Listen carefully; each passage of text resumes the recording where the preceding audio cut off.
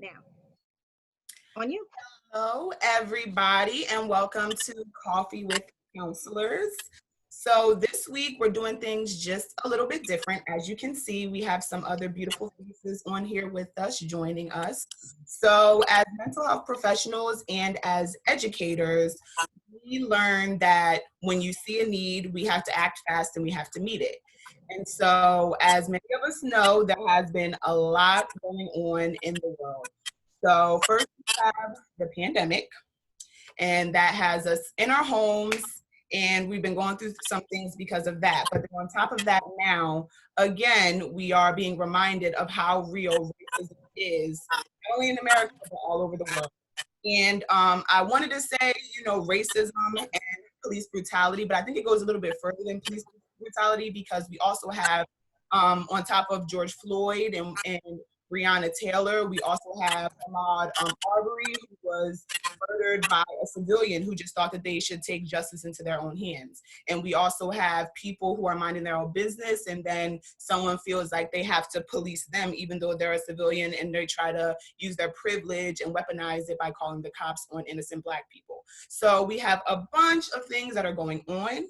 And so we wanted to come today for the social justice edition of Coffee with Counselors and invite our beautiful Molina staff members to kind of talk about the topic and get some different perspectives and talk about some solutions. Hello, Molina family. It is Miss McCord. I'm so excited to be with you guys again. As Miss Smith said, we are here with Coffee with Counselors Social Justice Edition. We thought that it would be negligent of us just to do our regular Wellness Wednesday video without addressing what is going on in our world and how this is really affecting us. We, as Miss Smith said, we did spend so much time focusing on the pandemic. Well, now we're in a shift. And so I'm so excited today because we have some wonderful Molina staff, beautiful faces, as you guys can see, who are here with us today, who are willing to have a real conversation, but we also want to see what we can do to offer some solutions too, right? Definitely don't believe in just leaving us in a state of hopelessness. And even though it's hard to hold on to hope sometimes, with just a mustard seed side of hope, we are going to continue to push through during this time. And so what I'm going to do is I'm going to call out our staff, and I'm going to have them introduce themselves. I'm so excited.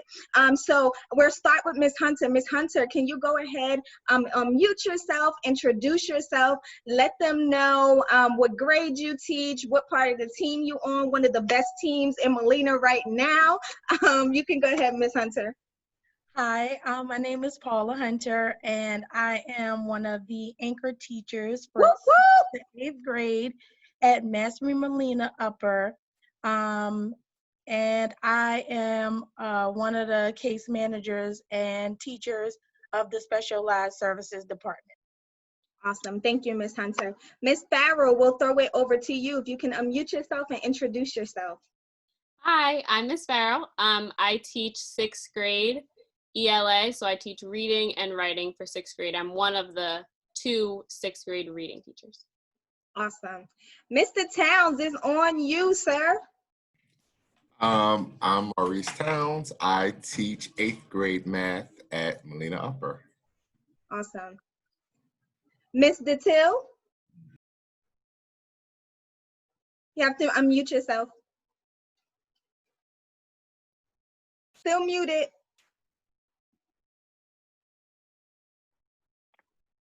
Now, can you hear me? There you go. Okay, sorry about that. I'm Mr. Till. I am the entire history team at Molina Upper. I teach 7th grade. Awesome. And last but not least, Miss Murphy. Hey guys, Miss Murphy here. I teach 8th grade science. I am also the 8th grade team lead and the FOSS content teacher leader at Mastery Molina Upper. The science department is the best department, yeah, without doubt. I don't know about that. Anchor is pretty banging, but I'll let you have that for right now. So as you guys know, you recognize all of these faces. These are the teachers, these are the leaders, these are the ones that are leading the charge at Mastery at Melina Upper. One of the things that we wanted to highlight today is that Mastery stands on a platform of social justice. And so our goal today is to have some raw conversation around what's happening and how as educators and how as clinicians we can help. Mastery, one of Mastery's values is straight talk. So expect some straight talk today. We understand that different people are going to have different opinions, right? We are just a representation. It does not mean that our opinions are the only opinion. We are just simply getting hard conversations started, because that is how we incite change, when we start the conversations and we move forward to do stuff. So without further ado, I'm going to go ahead and ask the first question, and then we're going to have our MU staff jump right on in. So, what is the biggest challenge for you at the moment in this fight for racial justice? Okay, I guess I'll just jump right in there. So just so that everyone knows, I am Latina. I am specifically Puerto Rican. And so I think one of the biggest challenges for me in this fight is just finding my lane and where it is that I'm supposed to be. I think that's very multifaceted, simply because I am Latina. I could technically, I guess, pass for white if I wanted to, but I don't want to. And so because of that, I find that sometimes in my passion for fighting for equity, I have to recognize that the levels and types of oppression that I face are not the same as the types of oppression that a person of a darker skin tone would actually face, specifically Black people. And then also just as an educator, as a person who comes from Camden, like, where am I going to be the most effective? Because I find that often what we tend to do is spread ourselves too thin. And so we don't put all of our energy in the place that is going to promote the most change. Yeah, that makes sense. I think piggybacking off of that, just in terms of the last piece where you said with kind of like spreading ourselves thin, I think for me, one big challenge is like finding the energy to defend the movement and tell people why this is important, and get people who are silent, people who are not saying anything, to start saying something. I feel like that's been a challenge in general, because a lot of people, some people are not saying anything, and some people are trying to kind of poke holes in the movement, well this, trying to make different excuses, when it's hard to be like, I don't have time to do that, when there's other more important things that need to be done. But at the same time, I need other people to speak up, because we can't do it alone. Right. I love what you said when you said that, Ms. Farrow. It just made me think about when you said just having the energy. And I think for people of color, I think for Blacks right now, I know for myself specifically, like today was one of the hardest days that I had. Like I actually reached out to Ms. Smith earlier, and I'm like, send me some strength or energy. The lack of motivation is just not there, because your attentions are divided. And as I think about the mental health of Blacks during this time, as we are fighting this battle, like that is my biggest concern. Like that when we say we don't have energy, what we're really saying is that mentally and emotionally we're drained. We're saying that mentally, emotionally, we have no more to give. But when I have no more to give, I have no choice but to dig deeper and find something to give, right? And so it's like we're constantly in a state of being drained and never being able to get over the fact of being drained. And so I'm glad that you highlighted that, because I think that's an important issue to understand. Mental health is just as much of the social justice battle as anything else.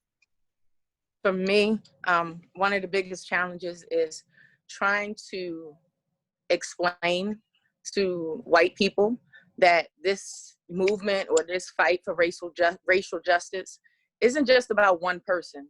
It's not about just George Floyd. It's about the Breonna Taylors. It's about the Trayvon Martins.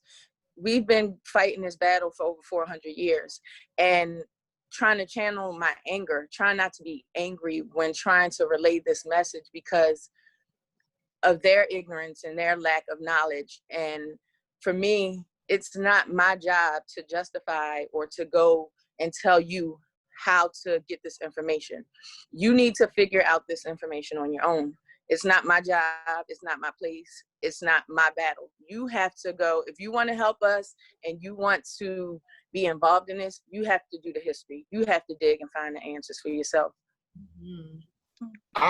Agree with what everyone said, but like I think I take a slightly different perspective on it, and I guess I'm coming in from the lens of my role as like educator and trying to balance which fight am I fighting at this time, because in the midst of trying to fight for equality for education, especially working in the urban community, understanding that we're already limited to resources, trying to fight to make sure that our students are able to achieve the same as those in the more affluent community.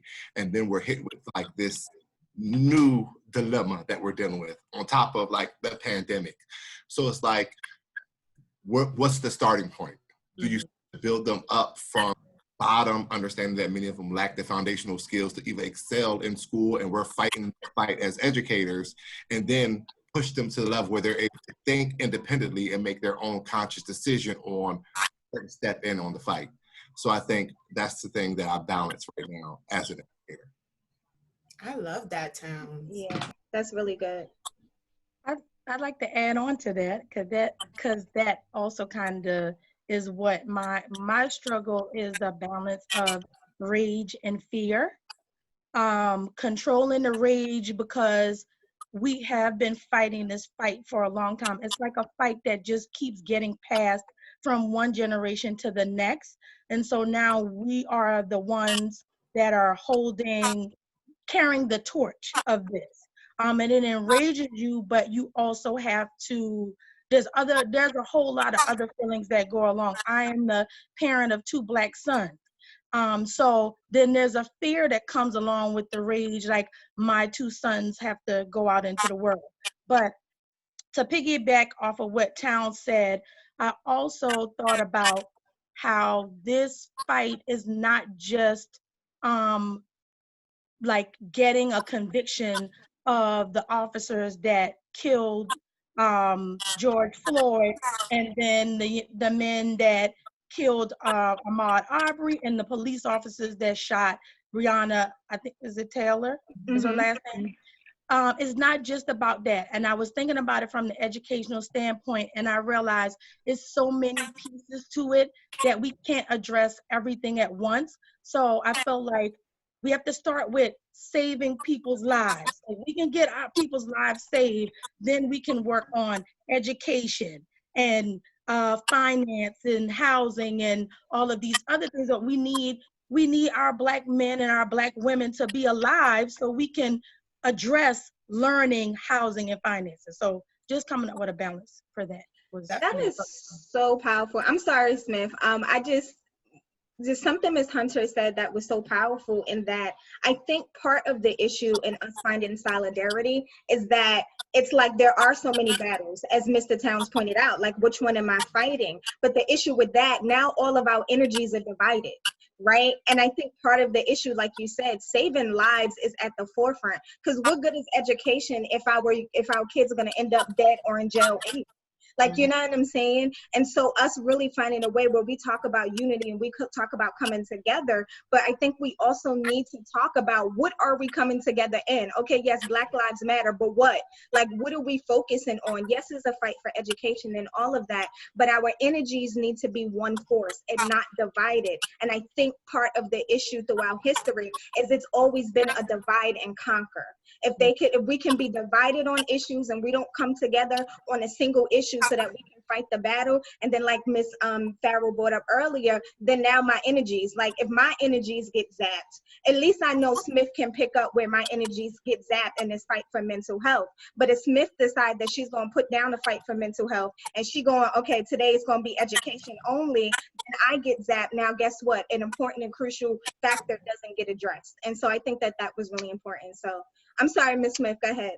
No, it's fine, because it just made me think what Hunter said just made me think of kind of like our idea of like, you know, Maslow's hierarchy of needs, just thinking about like meeting the base first. And I agree with like what everyone is saying about like feeling like you're being pulled in so many different directions. I felt the same way, and I even had to like get rid of Facebook because I was just feeling so overwhelmed by like everything from seeing people hurting seeing people like just feeling all these different things, and then I'm feeling like my feelings, I'm starting to take on other people's feelings because, you know, I see them feeling feelings or whatever. But I think that, you know, like Datil was saying, kind of like finding your own lane, or trying to find out what your lane is. And I think that that's perfectly okay, because like a lot of us stated, each thing is needed. Like posting is needed, protest is needed, calling the numbers and signing petitions is needed. And so I think the biggest thing is when everybody finds their lane and feels okay in that lane, not feeling like you have to jump here, jump there, or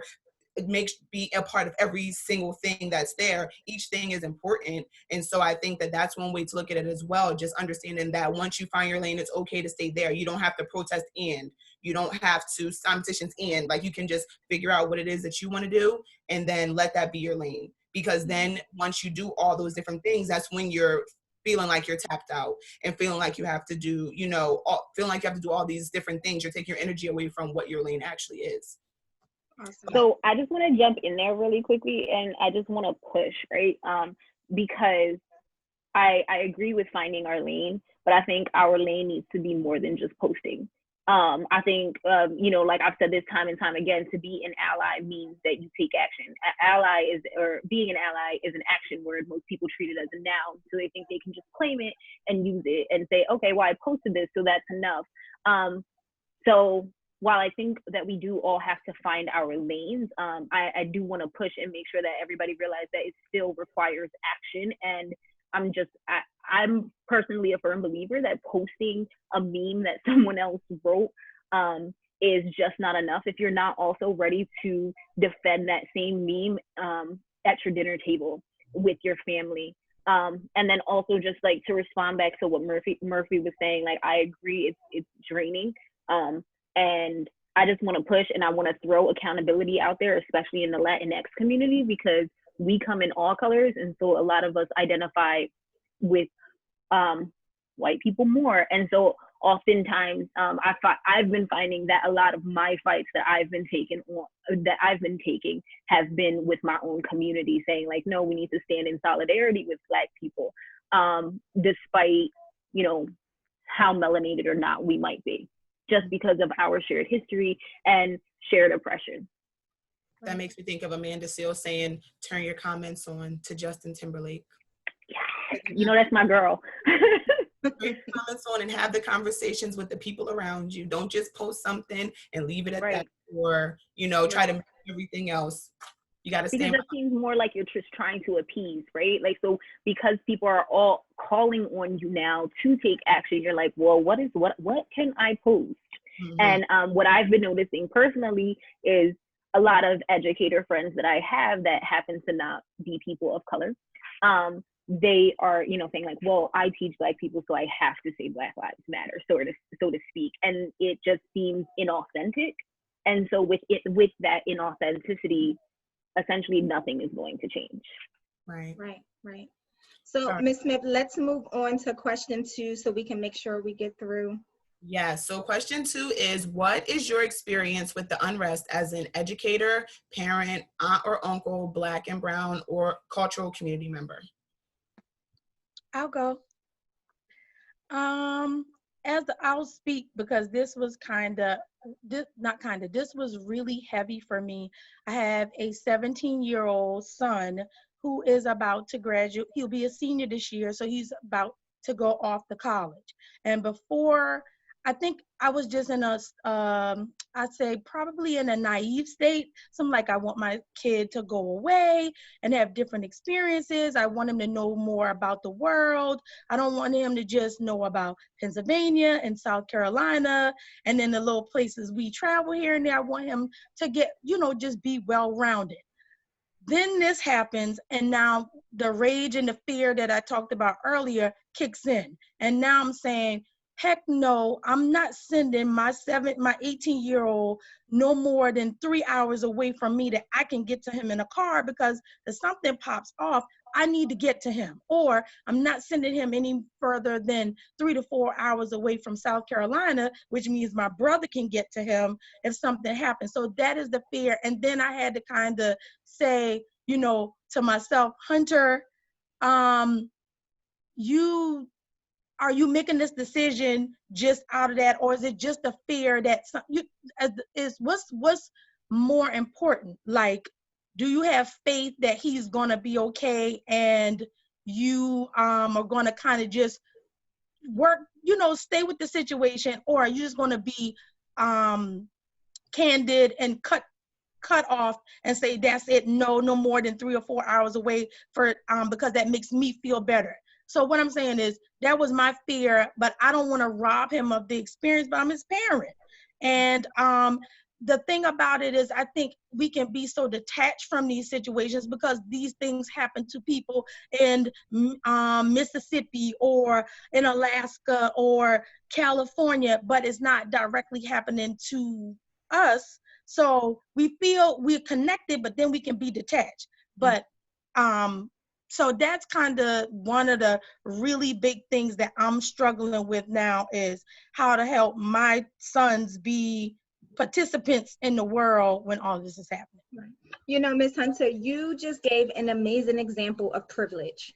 As you were talking, I just started to think about how, as a parent of a young Black boy or young Black children, where this should be a time when we're pushing our kids to go get their, you're an educator, right? So getting your education is important, and going out there and, being exposed, because I'm a big believer that exposure is such a great life experience. But what you just described is that because I don't have privilege, because I don't get to walk in white privilege, the truth of the matter is our white counterparts don't ever have to think about that. They're not thinking about whether I should send my kid an hour down the street, or you know what, no, you just gonna go to community college, or whatever is happening. And I think that that's part of the problem, and a big issue that we're facing is that as Black people, as people of color, we have to sit down and we have to consider things that our counterparts don't have to consider. They're mad because, and I hate to sound crass about it, but the reality is they're mad because the dorms don't want to open because coronavirus spread. Right. But we're concerned of sending my child because I don't know what it may mean for their life. If they get caught somewhere, if they get seen somewhere, and because things are such a high alert right now, right? I don't know if they may be a victim of somebody else's fear. Now, because a cop is fearful or whatever the case is, it just made me think of privilege. And that's why understanding white privilege, and understanding when we want to talk about being an ally, understanding the privileges that you have, that things that we have to consider you never even had to consider before. So thank you for sharing that example. That was powerful. Can I jump in? Because I have personal, experience. So my son worked all his growing up. He played 3 sports. In high school, he was a three sport varsity athlete, playing basketball, football, and lacrosse. And he chose to pursue lacrosse in college, got a scholarship to go away to school to play lacrosse. Mind you, he was the only Black kid on the team. So for 4 years, I was the only Black parent out there cheering my son on. And he got a scholarship to a school in Tennessee. And driving down to Tennessee every time, you see all the Confederate flags, and you see all of this. And, when I first took him to school and dropping him off and the tears came, there were tears of joy, like my baby made it. But then there was those tears that if anything happens, like I let him go here, right? Fast forward 2 years later, there was an incident at the school with him and a non-person of color. And they chose to kick my son out of school. And having a white person lie to me in my face about the situation was very angering for me, because what it did was it sent my son into sort of a spiral. Not that he's out of control, but the trauma from that and the trauma from that experience made him angry. Thus, in turn, his anger turned into me. And, having a psychology background, they lash out at the person they're closest to. And then, my niece committed suicide this summer.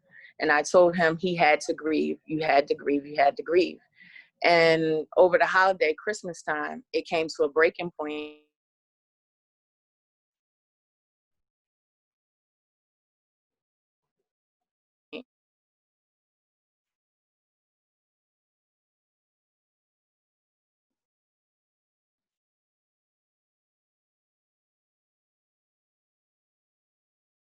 fought for him, but you had the white people say, well, it's nothing I can do, you know. So as a parent right now, every time my son leaves this house, I'm worried.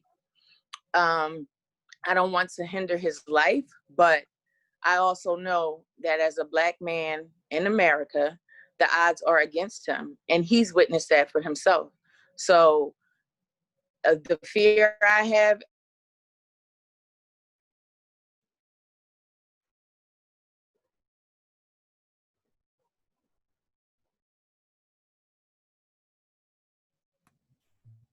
Right.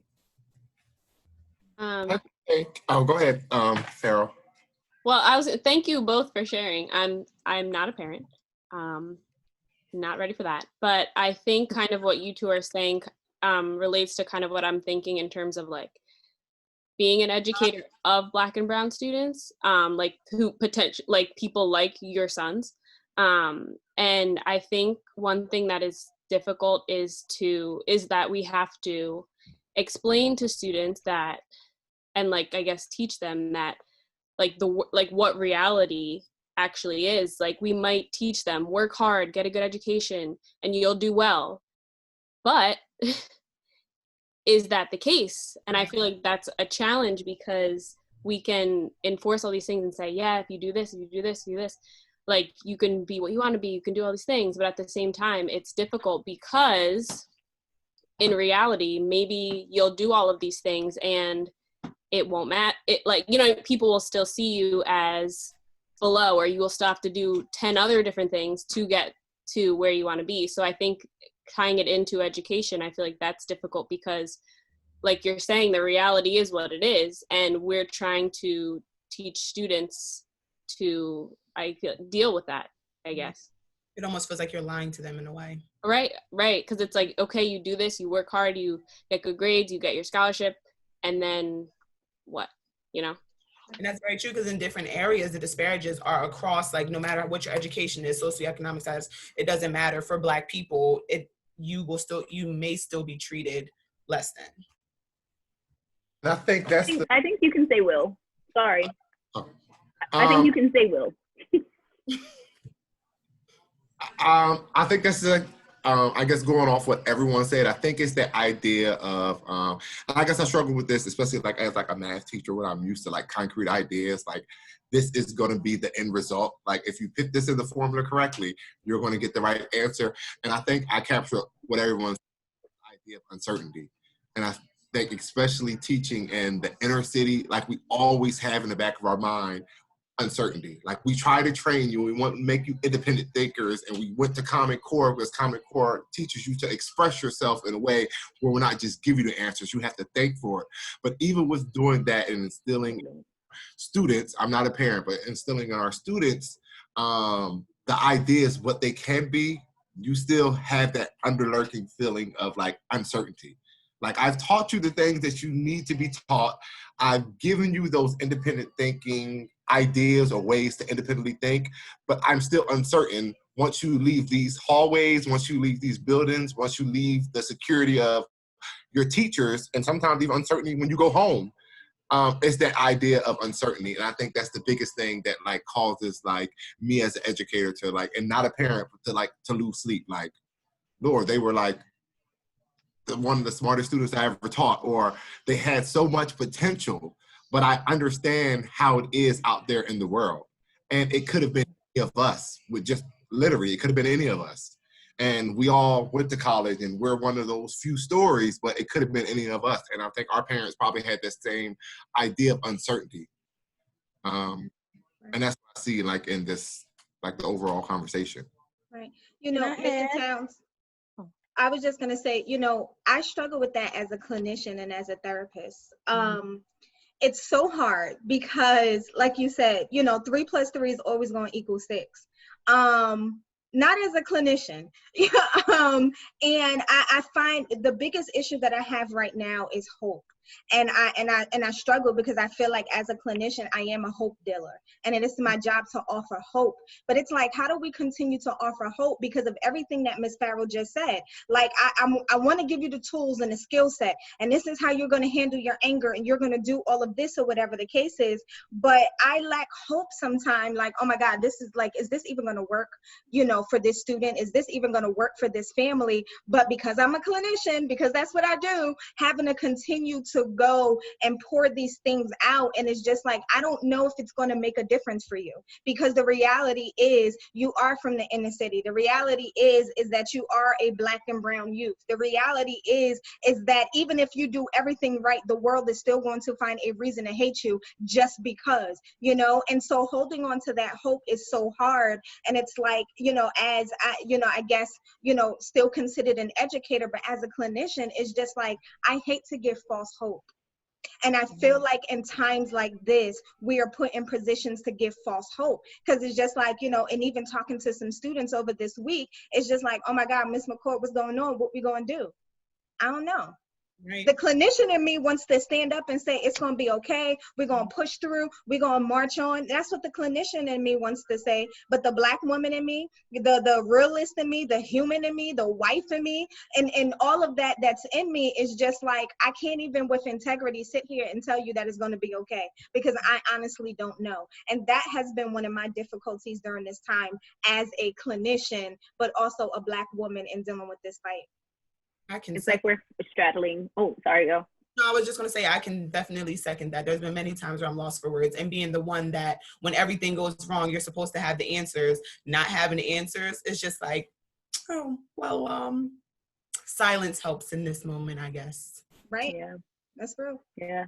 I mean, I think like a lot of times in history, in like the history class, I'm always tasked with like showing children history repeats themselves, right? And we see so many examples of oppression and pain throughout history. And so the kids always make these connections. They're just like, well, this is still going on today. And I'm like, yeah, it is. And they're like, so it's never going to get fixed. And I really like the idea of what, or like the phrase that you use, McCord, about being like a hope dealer, because but I always find that I'm like, on the one hand, I'm trying to empower and uplift and offer them hope. And then on the other hand, when they are doing exactly what I'm asking them to do, and they're making these broad connections and they're able to apply these things to their life, I feel more like a soul murderer, because they're like you just kind of see in that moment when they make that connection with like that aha moment that we all wish for as teachers. It's just like you see them crush a little bit inside, because they're young, but they are not dumb. They are very well versed in what is going on. And I don't know. I feel like a soul murderer a lot, because it's like, I need you guys to make this connection. But when you do that, you finally see that there's a lot of hopelessness out there as well. Right, right. Oh, can I add? Yeah. And Murphy may also agree with this statement. The thing about being a hope dealer is when it's your actual kid, and not that I don't love my kids at school, I do, but there's a difference with the, you know, because the kids in my house are my kids personally. And so I have to have a certain level of hope, but I have to have a lot of reality that has been taught to me by society, that yes, I can tell my kid he can be anything that he wants, but there's this big dark cloud that hangs over all of that, that in the end, I want him to be a doctor or an architect or a computer gamer. Like, that's what my son wants to be. And my other son wants to be in arts and music, but I want him to be alive. I want them to live. I want my nephews to live. I want my cousins to live. I want my uncles, my brother. I want that for everybody. So that hope can really get diminished as for like a parent, because my job as a parent is to take care of my kid and protect him. And when he's no longer with me, even when my kid is doing everything right, he obeyed the commands, he got out of the car, he showed his insurance slip, he did all these things and still ends up dying. That is so hopeless and self-defeating. And we are living with that cloud, or with that realization happening for us every day. So this then leads to all of this other stuff. So I would say, like, when you do, and not taking away from people who don't have kids, but when you have your own children and you are an educator of the children that you are responsible for every day, you are carrying like a double load of between hopelessness and being hopeful and reality and all of this stuff at the same time. And it's a very heavy job to carry. So Right. Right. Agree. And as one who doesn't have kids, but I am married to a Black man, you know, and being married to a Black man, it's difficult too, because the same realities we face, you know, seeing my husband being passed up on things simply because of his skin, seeing, you know, him working from now and the racist comments and stuff coming to him, and, you know, being a clinician, but being a wife and not really having the words to say to my husband. Like, I don't know if it's going to be okay. Seeing my husband driving much slower these days, so that he doesn't get stopped by the cop, and hoping that if I just drive slow, that maybe I won't get stopped. But it doesn't mean that I won't get stopped just because I fit the description. You know what I'm saying? So it's hard on so many fronts. And I think that's why I think, you know, we represent many different sides of education, but I think also we represent many different sides of life. As well, and being able to bring that conversation. And so for time's sake, I am going to move on to the next question, and I'm actually going to boil you the next two questions into one, because I think that it kind of works out. And so the first part is, how do we change the narrative? Yes, there's a lot going on, but there's also a lot of good going on that isn't being put out there. You know, yes, we saw the riots and the protests, but I also see pictures of people going out there and cleaning up and being encouraging in the neighborhood, but those are not the images that are being put out there. So how do we change the narrative, one, and then what can we do within our own sphere of influence to raise awareness and give voice to the Black and brown community and the racial injustices? I think the main way to change the narrative, we have to starting from like the ground up, build our own narrative. Because I think with social media and things of that nature, it's so easy to buy in to what you see on TV and not really have your own perspective of what should be done or what could be done. So I think as educators, we're in a prime place to start building that new narrative for our Black and brown students, or for all of our students, to start making their own ideas and own perception of what they can do within their capacity. Because I think social media has also exacerbated everything, because like as soon as something happens, it's on social media. And in a way, it's good, because now we're able to see those like egregious injustices. But then in a way, on the other side of the coin, it's like everything that happens is now going to be publicized. And so many people buy into these things that are on social media or they see on CNN or on the news without taking a step back and trying to create their own narrative and build up their own communities. So as educators, we have to start like encouraging students to truly have their own perspective. Yes, I noticed you saw what was on TV and on social media. How does that make you feel? What do you feel like you could do within your own community and your own household to change the way things? Would you have done things differently? And that's why I think I'm not be a clinician, Mr. Towns. I'm about to send students your way, sir. Don't send them to me. Just send them to me for mad help. But I like.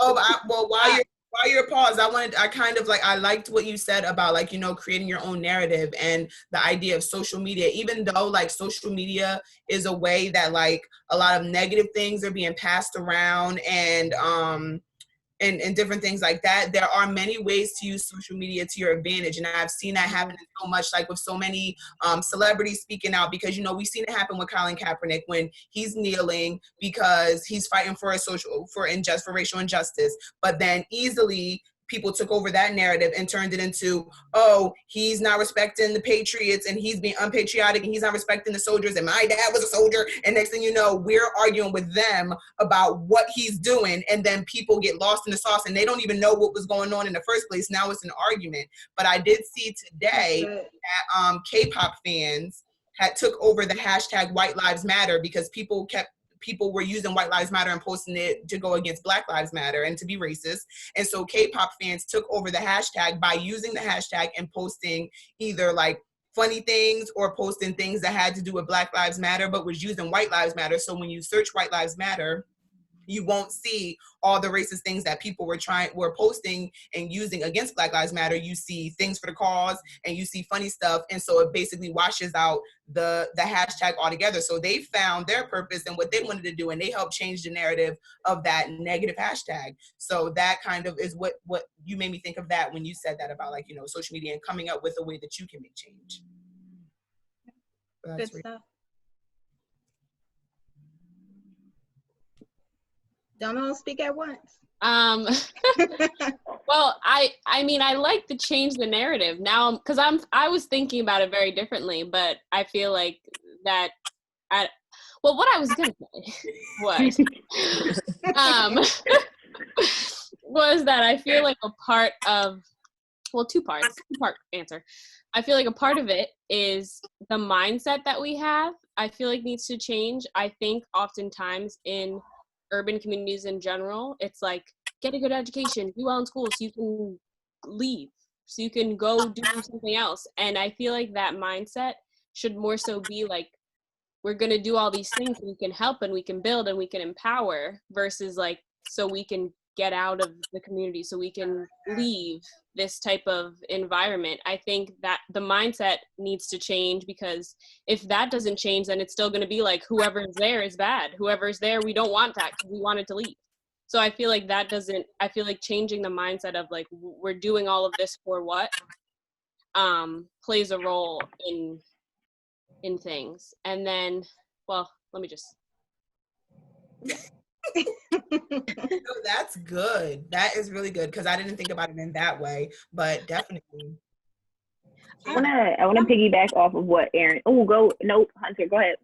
No, I was just going to add that changing the narrative, and also piggybacking off of something that Farrell said, but maybe slightly different, is we also have to remember that these systems that we are fighting against or are now pushing back against are things that are rooted in slavery and racial injustices from starting at 400 years ago, even including our education system, our curriculums, how we teach, how we want our students to behave in a building.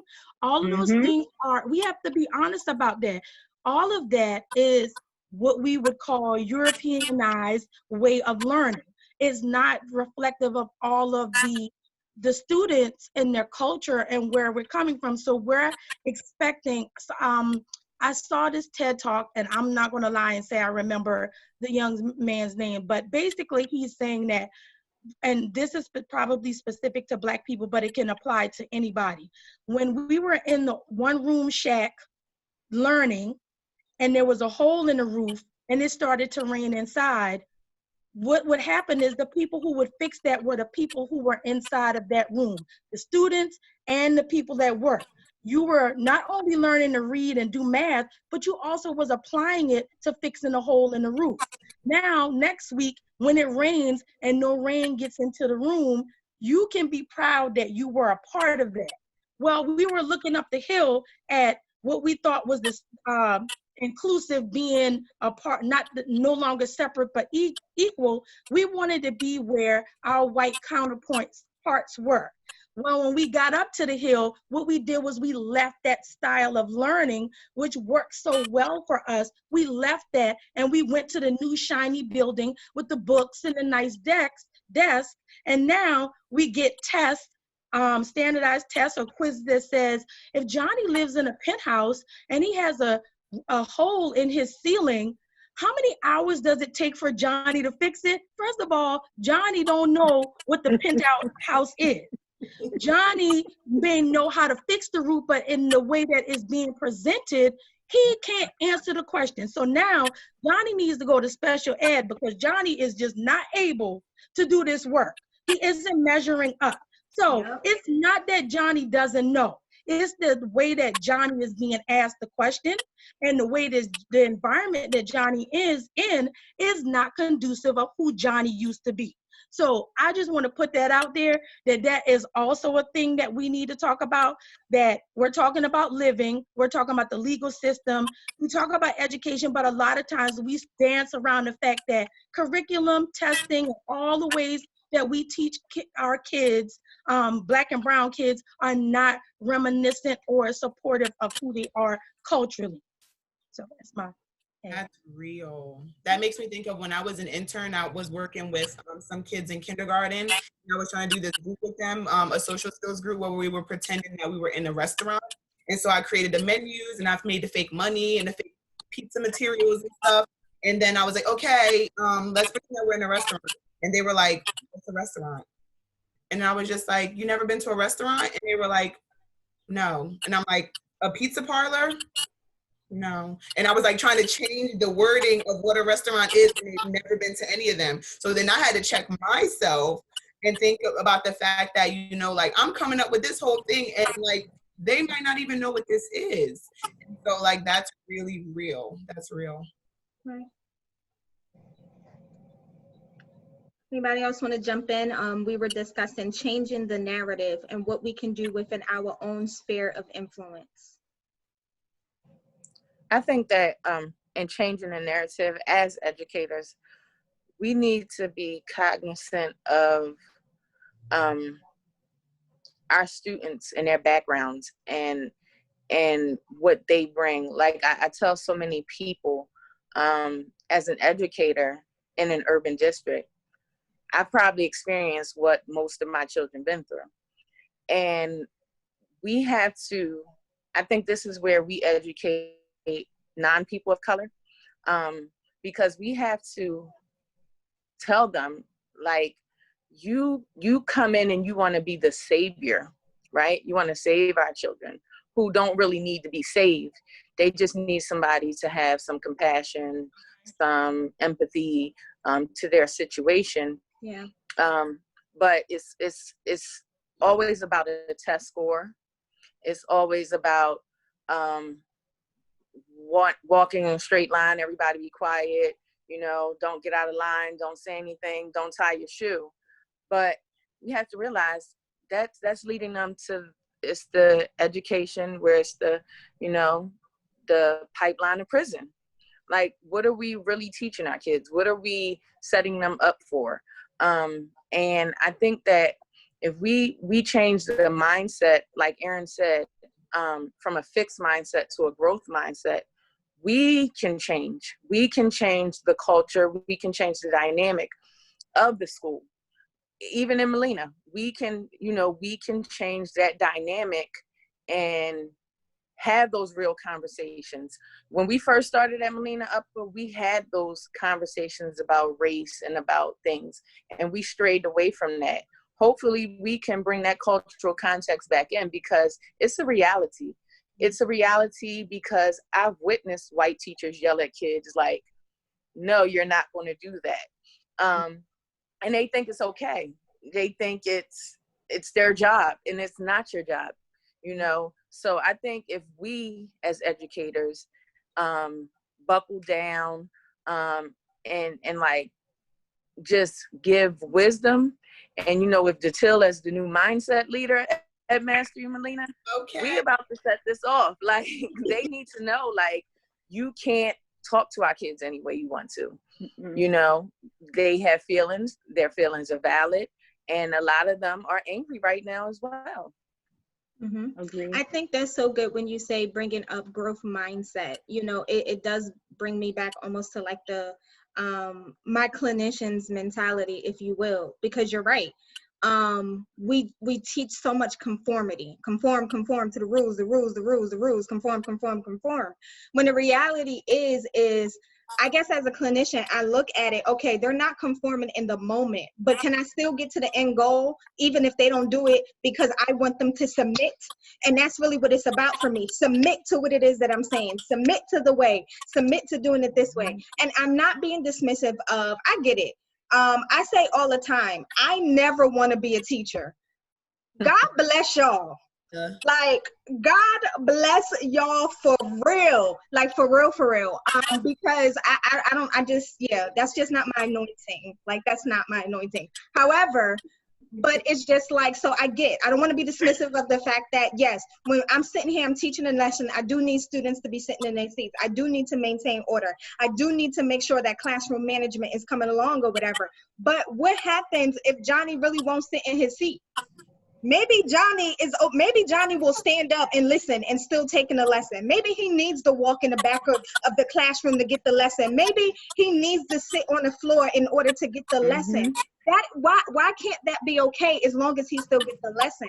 Like, when you talk about growth mindset, and I'm so excited, Ms. Detel, I'm gonna see how I can work with you on that this year. However I can work with you, because you're right. Me too. We have to change our mindsets of the situation and have a growth mindset. And if our end goal is really that the students get educated, why is it that we have to do it by beating them into a submission of what the system says is the only way to do it? And I think that that's really important.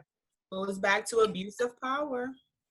Yeah, I definitely agree. So I wanna chime in, and I wanna talk specifically about pushing growth mindset for students. Because right now I feel, well, first of all, let me rewind a little bit. So you guys know I'm like huge on pushing growth mindset for adults, and I think really quickly for our adults in the building specifically, and I'm talking about like in our building, we need to, we really need to understand as educators that self-education never stops. And I think that the only way that you can work in an urban area, specifically teaching Black and brown children, is to first do your own internal work. And what frustrates me a lot is like the whole colorblind theory. Like, no, these hazels, these curls, like they mean something. My language, it means something. My tan, it means something. And I need you to go into teaching and interacting with me, understanding that my skin color, my features that make me different from you really shape the way that I think and the way that I'm going to interact with you as well. And for people to sit here and say that they're not racist because they teach in these type of environments or don't have racist sentiments, rather, right? Because some people get like, I'm not racist. Okay, but they have internalized that racism simply because everything in this country, everything in this world is based on this hierarchy of color, right? And so for someone to be to not want to do that work just shows that like you don't belong here, and I don't trust you with my children, because those are my children, right? Because I was each and every one of those kids. I grew up in Camden. But then it's also, I think, really important for us to push for growth mindset in the students, because there is such disunity in the Black and brown community. Like, I think about, like, especially in the city of Camden, right? Like, where in certain areas, there's like what I like to call like a Blatino culture, right? Because your neighbor is Black and Latino everywhere up and down that street, right? And so like we mix freely in certain parts, but then the city itself is also very, very separated, right? Like we know that there are mostly Latinos in Kramer Hill and North Camden, right? Because North Camden throws the best Black parties there is, and they're all Hispanic there, right? We know that Pollock and Parkside happen to be very heavily Black. And so what we really need to do is really focus on bringing that Black and brown community together, instead of saying like, that's not my problem, understanding that that person over there who happens to be Black, who probably speaks another language, is not, you know, those people, you know? And if we don't focus on changing the students' mindset to realize that we are all one, and we share this oppression, and we have way much, like so much more in common than we think that we do. I don't think anything is ever really going to change. And also, I agree with you, Hunter. You know, we are always talking about how our curriculum is super Eurocentric in nature, and our kids don't see themselves in it. And it just like the entire thing needs to change. Like, and I'm so glad that right now that they even allow this forum so that we can express ourselves and really fight for these babies, because that's what we're here for, right? Like our time is kind of up. We can only do as much as we can, but it's about really empowering the next generation. And besides the families, schools is like where we're going to be able to have the most influence. Definitely. And I'm glad that you guys kind of talked about that, because that kind of answered question number 5, which is, what is our responsibility as educators to respond to this time of unrest and serving Black and brown students and families? And I feel like that was kind of answered just now. So what do you feel about moving on to 6, McCord? Let's do it. Let's do it. Okay. So this last question that we have for tonight is, what are some positives that can come out of everything that is happening? Well, I'm just gonna jump in since there was that pause. I think right now, I think I see a lot of the educators and staff in the building, particularly those who are people of color. We're really pushing right now in ways that we really hadn't before. I feel like we've united very much, and I know I've written quite a few emails to the nest about different things that I personally had problems with, but always advocating on behalf of the students. And I think right now we have just a very small window of opportunity while all of this is on the forefront of everybody's mind to really impact change. So through that unity, I think that we're gonna get something that we've been fighting for. Maybe not everything, but something that might progress how the network is responding to racial inequities, police brutality, and future change. For me, I think one of the positives that's going to come out of this is Datil hit the nail on the head when she said that we have a small window of opportunity. And for me, the positive that's going to come out of that is that responses that were slow to be given or not giving at all are being forced to be given.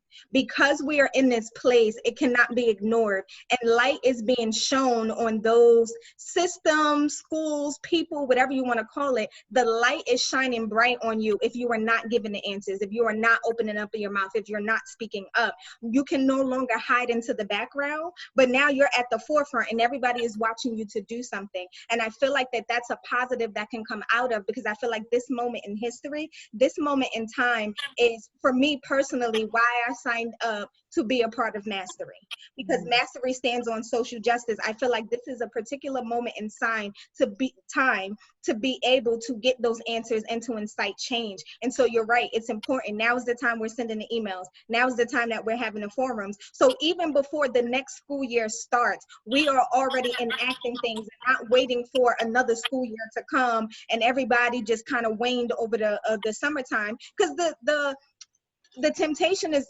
summertime you rush, you relax, you forget, you move on. Let's just go into the school year and educate these kids. No, I know school is almost over, but we're still going to talk about it and we're going to do something now. And I feel like that's a major positive that can come out of this time. Definitely. I think a major positive, piggybacking off of you and Jatil, is that the difficult conversations are being had, right? We have these difficult conversations. We manifest these conversations, and now it's holding people of non-color accountable. Now you have to self-reflect. Now you have to say, why am I really here? Is this where I really want to be based on what's going on in the country? And I think it's going to weed out those who don't really want to be here and who are not here for the right reasons. Having conversations, especially difficult ones, because I've had them over the past couple of days with my white friends. And, it makes me happy in a way when they say, I can look at my biases and see where, I understand that I am privileged, and now it's time for me to use my privilege to help you and your people. You know what I'm saying? So those conversations need to be had. And I think that's a positive that will come out of it. The positive. Go ahead, Hannah. Go ahead, Towns. I was just gonna say, I think a positive that's gonna come out is that, seeing all the rallies, even though we had some, some negative looting and things of that nature, I think a strong positives come out is that you see so many different people of all different backgrounds come out and say, like, we will no longer take this. And like, you haven't seen such a big protest and such a big, like, bringing of people from all different races, backgrounds. Last time I could think about it is when Obama was elected. And like, we need a change. We will no longer take this anymore, and our voices will be heard. And I think within this small window, it's going to be a lot of things that are going to change. I was watching CNN just before this, where they're trying to pass the Eric Gardner law, where to like fight against police brutality and all of those things. And I think if it wasn't for something like this, sad enough for something like this to happen, that they wouldn't have been able to slide that in. And since we have that window, I think something like that is going to definitely pass. And you have so many people that's backing it now, from Republicans to Democrats to everyone that's in office backing it now. So that's definitely going to be positive. Definitely. I just want to add, the rioting, the looting, that was not synonymous, like protesters were being labeled synonymously with people who were rioting and looting. But what I want to say is, to connect with what McCord just said earlier, this is a small window of time. And even though the rioting and the looting appear to be negative, I think it was a necessary evil in the midst of all of this to capture people's attention. I think that even though those things were negative, I think it got people to pay attention. It also got people to say, all right, this is really, really bad. Now we need to not just say, I stand with you, I kneel with you, I understand, but now we're going to do something about it. Because I think that's the next step in this, is not so much that I need you to tell me that you understand or that you just want to only self-reflect, but I also want to know that there's going to be an action next. Because I feel like we've been talking for a very long time. Now, what are we going to do about it? So things like the law being pushed, being pushed to be put into place, so we can at least start with there. Start with that point. And I think that's the same message that we want to probably have school-wide. Like, this might look ugly on the surface, it may be uncomfortable, but it's a necessary evil or a necessary thing that appears to be negative that's going to result in positive changes at the school. We're now going to think about how to include more culturally sensitive topics in our discussion, allowing teachers to listen to kids when they want to talk about current events and things that are happening in their community, and not just being so stringent with, oh, well, she didn't turn and talk here, so 0 for that. But just kind of letting some things be free so that we can education shouldn't just be about academics. It should be about learning. And since we're the school and the primary person that's with the kid during the day, these things are all necessary. How to interact with people, how to pick up on cues, to know when something is not safe for you, how to even just expressing yourself. When something is not going right, asking for help. All of these things are a part of education. So I think that is what I see is the positive that is happening out of all of this. Definitely. I think it was Trayvon Martin's mom who said the protesters are protesting and the looters are looting, and not to try to, and that goes back to like changing the narrative, like not to try to include them as one thing. Protesters are protesting, looters are looting, but like we were saying before, it's all necessary. And as you can see, I mean, the main focus in the beginning was George Floyd, and you see that now they upped the charge for the main officer, and then they charged the other 3 officers. So that's a positive that we found out about earlier today. And so it's like they still haven't done anything about Breonna Taylor. Exactly. And that was what I was going to say next. Well, first of all, we still need a conviction, because the charge is one thing and that's amazing, but we need a conviction. But then also it shows that if we keep fighting, we can get justice for Breonna Taylor. And it shows also that the protesting, all those things were necessary. So it's all the naysayers. It's like, hey, look at this change that's happening because of protests and everything that everybody has been doing over the past few days. Right. So I just want to thank you guys Guys, I do want to end because I want to make sure that we keep time and we don't, make this a tech. Well, Tech Talks is shorter than what we did, but anyway, but I appreciate you guys, for standing up and starting the conversations. One of the hearts behind this forum was that we're not going to be able to solve anything in this 1 hour. But I believe, as Ms. Murphy said earlier, the hard conversations need to be had, because as Ms. Hunter pointed out, education is not just what the kids are reading in the textbooks. It is that applied life knowledge, the lived experiences that we also have to address during this time if we're going to be effective at doing our jobs as educators. But then also, I want to speak to all of those who are allies now. The conversation is not always comfortable. It's not, but it's a necessary evil, if you will, to be able to have the conversations so that you can hear the hearts of what's happening for the Black and Brown community. And I'm going to speak specifically for Blacks right now, because that is the fight that we are in right now. The conversations are not comfortable, but how many rooms do we sit in and we're uncomfortable with the conversation and we're having to censor ourselves? We are in a time where, as Blacks, we should no longer have to keep censoring ourselves, but that our allies are willing to sit down and listen and hear what needs to be said, and not have to worry about, oh, did I say that politically correct? Oh my God, is that going to offend somebody? Like, we're at a place in a time, offense is out the window. Politically correct is out the window. We have to be real. We have to be raw, because the reality of it is, bringing it back to our students are facing real life. They're dealing with real life. They're not getting the censored, watered down version that we try to stuff down their throats. When they walk out of the school building, when they walk out of our doors, they are dealing with real life. Guns are in their face. People are running up in their homes. They're dealing with, having to make decisions to survive. It may not be the legal decision, but this is what I got to do to survive. These are uncomfortable conversations, but this is the reality of what our students are facing during this day and time, and us as families. And so, to our allies, I implore you to make sure that you sit and you listen during this time. Don't hold on to offense. Don't take it personally, but understand that these are the real conversations that need to be had so that we can move forward and that we can affect change. It's not cute. It's ugly. It's rough. It's dirty. But if we continue to push and we gain understanding on the other side of this thing, we can see change. And so I thank all of you guys for joining us for this forum today. Melina family, I hope that this is a blessing for you, just to start some conversation, to just get your mind going and reeling. I haven't asked any of them, but I just have to imagine that if you guys have questions, reach out to those who are on the panel. I'm sure any of us are willing to have some conversations. We're willing to talk. We're willing to give you whatever insight it is that you're seeking and you're looking for, so that we can make sure that we're doing our small little part in the big cosm of what the world is, right? So thank you guys again. Have a wonderful day, a wonderful evening, and we will be talking to you soon. Bye, everybody. Thank you for having us. All right, thank you.